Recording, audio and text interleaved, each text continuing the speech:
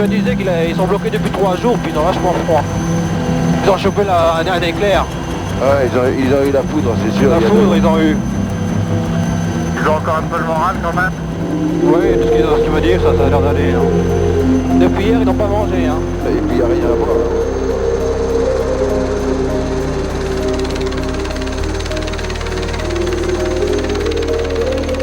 Risquer sa vie pour sauver celle des autres. La mission est noble, mais terrible. Les équipages gardent en mémoire des images choquantes et douloureuses, mais aussi quelques moments de grand bonheur.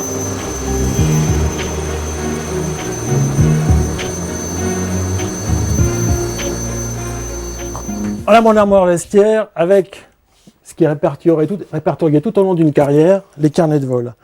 Je peux retrouver mon tout premier, le tout premier qui débute dans l'aviation légère de l'armée de terre. Octobre 1969, j'ai fait mon premier vol avec monsieur le lieutenant Duchanois. Et alors, 6300 heures de vol plus tard, l'aventure s'achève pour Francis. Une aventure porte ouverte sur le vide, au ras des parois, sous le souffle des pales. Alors mon plus mauvais souvenir, c'est l'accident du Drac avec tous ces enfants qui ont disparu. Le nombre, l'atmosphère, les conditions générales du secours, puis le fait que j'avais les mêmes à la maison. À chaque fois que je treuillais, je récupérais dans les bras un enfant. Je pensais non seulement qu'en état de mort apparente, jamais il reviendrait à la vie, mais je pensais aussi à ces deux parents qui en voilà encore deux de plus qui ce soir vont pleurer en allant te chercher à l'école ce soir. Et donc ça fait beaucoup de choses dans la tête à digérer. Peut-être que certains font abstraction de ça totalement, mais bon, c'était pas mon cas et c'est ce qui est plus difficile à vivre.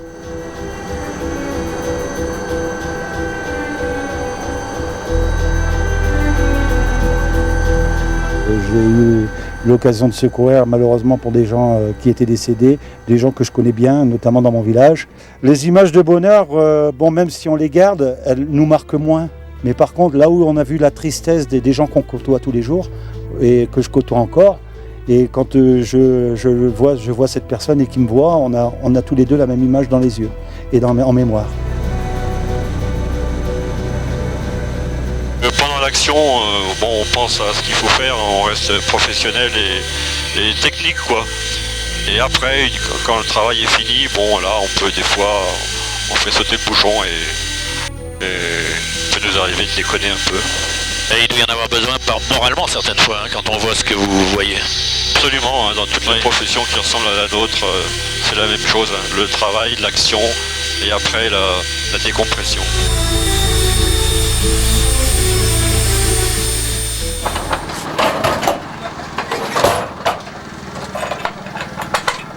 Bon Francis, t'es prêt alors?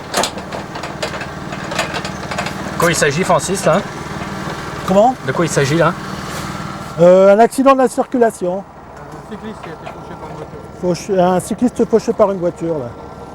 On a besoin de se relâcher, on a besoin de compenser. C'est pour ça que le soir, les sorties avec les camarades, ça a remplacé l'entretien qu'on peut avoir maintenant avec un psychologue.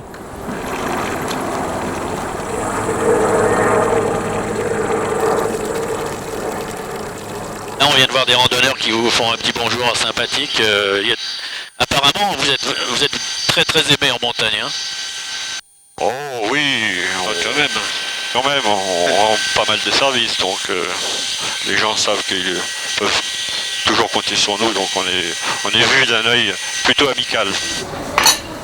Thomas, c'est la première fois que je vous vois cette année. Hein. Oh bah oui, c'est devenu des amis. Ils font partie de la Bérarde, quoi. Ils font partie de la vie de l'été, les 2 mois d'été où nous sommes là. Et puis la façon de conduire, on reconnaît les pilotes aussi. On sait, celui-là, il passe là, celui-là. On sait qui est dedans. C'est rigolo, mais c'est comme ça. Ils vous disent bonjour des fois. Bien sûr. Ils font un petit tour. Un petit coucou en l'air.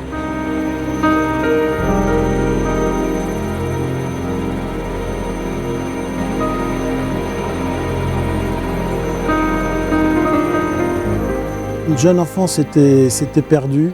On l'avait recherchée pendant toute la journée et la mère ne comptait plus la revoir. Nous-mêmes, déjà, on avait perdu un peu d'espoir. Et puis bon, l'hélico s'est posé à proximité.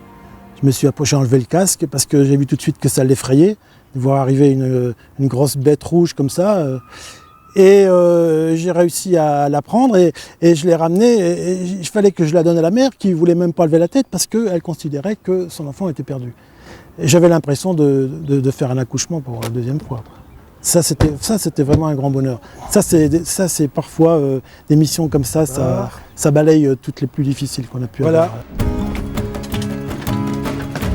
Francis s'en va, il prend sa retraite et l'Alouette vit ses derniers moments de gloire. Dans quelques années, certains diront que c'était l'époque des pionniers, le temps du Secours Rouge.